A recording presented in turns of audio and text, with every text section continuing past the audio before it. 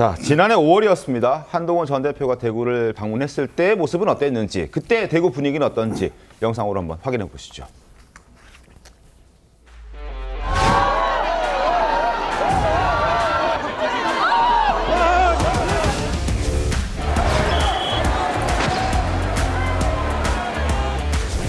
반드시 이기겠습니다.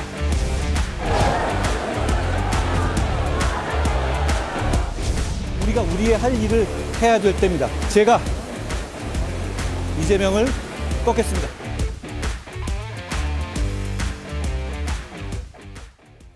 자, 한동훈 전 대표 제명 이후에 닭의 목을 비틀어도 새벽은 온다라는 YS의 명언을 소환하면서 제 풀에 꺾이지 않을 것이다. 정치 재개의 뜻을 강하게 드러냈습니다. 한동훈 전 대표의 정치 복귀와 관련해서 여러 얘기가 나오면서 이 사람이 같이 소환되고 있습니다. 누구일까요? 영상 보시죠. 지난 25년간 몸담았던 정당을 떠나 대구 수성구 을지역구에 출마하고자 합니다. 저는 협잡 김양공천의 희생양이 되어서 지금 광야에 나홀로 서 있습니다. 저 홍준표를 살려줄 곳은 오직 내 고향 대구뿐이라는 절박한 심정으로 대구 시민 여러분들만 믿고 낙동강을 거슬러 올라왔습니다. 무소속이 아니라 시민 여러분들이 추천한 시민공천의 후보로서 당당히 여러분들 앞에 서겠습니다. 자, 과거 무소속으로 출마했을 때 홍준표 전 대구시장의 모습입니다. 제2의 홍준표의 길을 가게 될 것인가라는 거지요. 바로 그것 때문에 궁금증이 또 이 분이 소환되는 겁니다. 화면 함께 보시죠. 한동훈 전 대표가 제2의 홍준표가 될 수 있을까라는 부분입니다. 2020년 3월 5일 21대 공천에서 배제가 됐고 3월 17일 무소속 출마 선언, 4월 16일 대구 수성을 무소속으로 당선됐습니다. 당시 38.51%를 득표해서 이인선, 현재 이제 국민의힘 의원인데 35.77로 2위로 밀고 당선이 됐습니다. 자, 이 홍준표 무소속 당선을 한동훈 전 대표가 할 수 있을까라는 부분입니다. 정화대 대변인님, 어때요? 그래서 한동훈 전 대표가 지난 일요일에 턱 콘서트를 마친 이후에는 어떤 활동을 재개하지 않고 있죠. SNS에서만 본인의 메시지를 낼 뿐인데 6.3 지방선거의 보궐선거가 몇 개 지역은 확정이 됐습니다. 근데 지금 대구 지역이 현역 의원이 시장 후보가 돼서 최종적으로 보궐선거가 있을지 없을지 아직 정해지지 않았어요. 마침 오늘 이진숙 전 방통위원장이 대구에서 대구시장 출마 선언을 한다고 하더라고요. 지금 여러 여론조사를 보면 누가 최종적인 국민의힘 대구시장 후보가 될지 모르기 때문에 아직은 유동적입니다.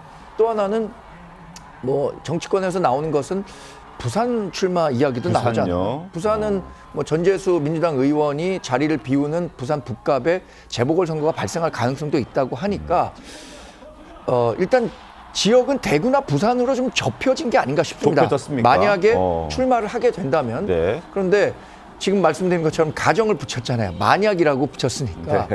사실 한동훈 전 대표도 여러 고민을 할 수밖에 없을 겁니다. 이번에 지방선거, 보궐선거에 나가서 당선될 수 있을까? 이런 것도 선택의 요인 가운데 하나고, 또 하나는 지금 당내에서는 차라리 다음 기회를 봐라. 지금 당을 위해서 헌신한, 비록 제명됐지만 그런 목소리들도 계속 나오고 있기 때문에 아직까지는 이번에 출마하지 말자는 의견도 상당히 있나 보죠. 그건 국민의힘 당내에 있는 의견들이죠. 그러니까 이런 것들을 종합적으로 판단할 것인데 아직 110여일이라는 시간이 남았습니다. 이 기간 동안에 대단히 많은 변화가 있을 것이고, 홍준표 전 대구시장 얘기를 하셨는데 4월에 있는 총선에 3월 15일에 출마 선언한 거예요. 그러니까 불과 한 달 앞두고 무소속 출마를 선언했었기 때문에 그러기에는 여전히 많은 시간이 남아있다. 두고 봐야 할 것 같습니다.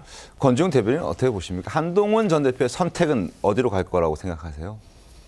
저는 정치인 한동훈은 출마해야 되지 않을까 해야 한다. 하는 생각은 들어요. 그리고 저는 사실 한동훈 전 대표가 무소속으로 출마해서 당선될 것인가 아닌가에 되게 상당히 관심이 있는데, 그 이유는 지금 이 문제는 그냥 단순히 보수 진영 내의 어떤 세력 간의 싸움만이 아니라 그 세력이 대변하고 있는 것이 헌정 질서 위에 보수 정당을 만들 것인가, 아니면 다시 헌정 질서를 부정하는 보수 정당이 될 것인가 기로에 저는 서 있다고 생각합니다. 네. 그래서 그런 측면에서 한동훈 전 대표는 계엄 때 어쨌건 헌정 질서를 유지하기 위해서 싸웠던 사람이고 지금 보수 정당에서는 밀려났지만 근데 보수 진영의 어떤 아이콘 같은 사람인데 이 사람이 출마를 하지 못한다, 그리고 출마해도 당선되지 못한다고 하는 건 보수 정당의 방향이 사실은 헌정 질서를 부정하는 방향으로 나아갈 가능성이 매우 높습니다. 그런 차원에서 예의주시한다. 네. 근데 그것은 이제 당분간은 그것이 이제 민주당과 같은 네. 여권에는 되게 좋은 일일지 모르겠지만 정치 전체로 보면 좋은 일이 아니어서 사실은 보수 정당이 건강하게 재건할 수 있는 어떤 잠재성을 한동훈 전 대표가 보여줘야 되지 않을까 하는 생각이 듭니다. 알겠습니다. 한동훈 전 대표가 대구에 출마하기 위해서는 그 지역구 한 곳이 비어야 하는 상황입니다. 대구 지역의 국민의힘 다수의 의원들이 대구시장 출사표를 던진 상황인데 그 면면들 한번 보시죠. 자, 누구누구 있는지 한번 보여드리겠습니다. 추경호, 주호영, 유영하, 그리고 백광식, 이재만, 홍석준, 윤재옥, 최은석. 자, 추경호 의원이 22.6%, 주호영 의원이 19.9%입니다. 오차 범위 내에서 양강, 2강 체제를 구축하고 있는 상황인데 추경호 의원 지역구, 주호영 의원 지역구, 이제 여기가 만약에 빈다면 여기에 출마할 수 있다라는 거죠. 그리고 이진숙 전 방통위원장도 얼마 전에 출판 기념회 했고요. 오늘 이제 또 대구시장 출마 선언 한다고 하니까 후보군이 이렇게 9명쯤 됩니다. 현역 의원들은 적지 않고요. 그래서 추경호 의원이 지금 지역구인 달성군, 그리고 수성갑, 주호영 의원의 지역구, 아마 이곳에 빈자리가 발생을 한다면 한동훈 전 대표가 출마할 수 있다. 그럼 당선될 수 있을까? 제2의 홍준표가 될 수 있을까? 궁금증이 붙습니다. 정상 의원님 어떻게 보세요? 예, 지금 대구에 저렇게 국민의힘의 그 많은 후보들이 대구시장을 노리고 이제 출사표를 던지고 있는데, 물론 정치인으로서는 뭐 당연한 선택일 수가 있겠습니다. 그리고 네. 국민의힘 입장에서는 가뜩이나 이번 지방선거 전망이 어두운 상태에서 확실하게 자신들이 당선될 수 있는 보장이 있다라고 판단되는 대구에 저렇게 많은 분들이 출마를 희망하는 건 당연한 현상일 수도 있겠지만, 어찌 보면 지금 국민의힘의 현 상태를 반증하는 하나의 좀 징후일 수도 있습니다. 사실 이번에 출마하겠다는 저 분들 같은 경우에 상당히 중앙 정치에서 중진 역할들, 뭐 원내대표, 그렇죠. 국회 부의장, 앞으로 중앙 정치에서 해야 될 일들이 상당히 많은 분들이거든요. 저런 분들이 대구에서 갑자기 대구시장을 나가셔서 이제 정치 인생의 어떤 후반부는 대구시장으로 보내시겠다. 이거는 어떻게 보면 국민의힘이 확장하는 정당이 아니라 점점 축소하고 있는 정당이 아닌가. 점점 지지세를 확장시키지 못하고 자신들의 그냥 지지세에서 머무는 정체된 정당이 아닌가라는 그런 좀 불길한 징후를 보여주는 하나의 상황이 될 수도 있을 것 같아요. 알겠습니다. 자, 빈자리에 누가 갈까? 자, 그래프 다시 한번 보여주실까요? 대구 지도를 한번 더 보여드리죠. 여러 지역구들이 있는데 지금 현재 양강 체제를 이루고 있는 추경호, 주호영 이 두 의원의 지역구가 빈다면 한동훈 전 대표 출마 가능성 있습니다. 여기에 이제 한동훈 전 대표의 당선을 막기 위해서 또 국민의힘에서는 자객 공천한다는 얘기도 나오고 있어요. 정원대 대변인님 어떻습니까? 정말 많은 변수들이 있는 거죠. 네. 조금 전에 언급했던 그 이진숙 방통위원장이 대구시장 선거 출마를 선언했어요. 네. 그런데 경선이라는 걸 하게 될 텐데 과연 현역 의원이 최종 후보가 될 건지 네. 아니면 지금 이진숙 전 방통위원장에 대한 지지세도 대구에서는 만만치 않거든요. 경우에 따라서는 이진숙 방통위원장이 전 방통위원장이 공천을 못 받을 경우에 어허. 해당 지역에 그 국민의힘 공천을 받을 가능성도 저는 있다고 보궐선거 보거든요. 출마할 가능성도 있다. 근데 이진숙 전 방통위원장 같은 경우에는 저는 이런 면에서 대구에선 경쟁력이 있다고 봅니다. 일단 이재명 정권으로부터 핍박받았다라고 네. 대구 시민들 생각할 거예요. 초중고 대학교를 다 대구에서 다녔어요.